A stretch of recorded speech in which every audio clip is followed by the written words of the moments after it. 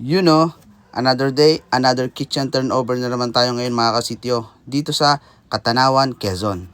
At ang materyales na ginamit natin dito mga kasityo ay melamine plywood.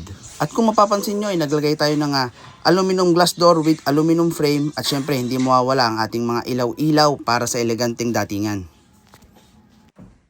At syempre, hindi mawawala ang mga special accessories na tulad ng larder unit.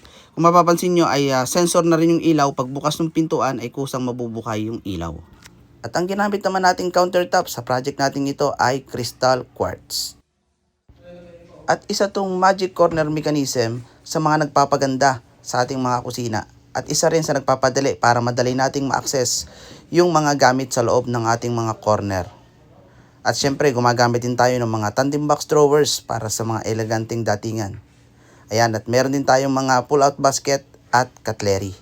At kung nangangailangan ka ng gagawa ng iyong dream modular kitchen, all kind of modular cabinets, ay mag-PM ka lang at pwede namin kayong mabigyan ng rough estimate sa inyong ipagagawang project.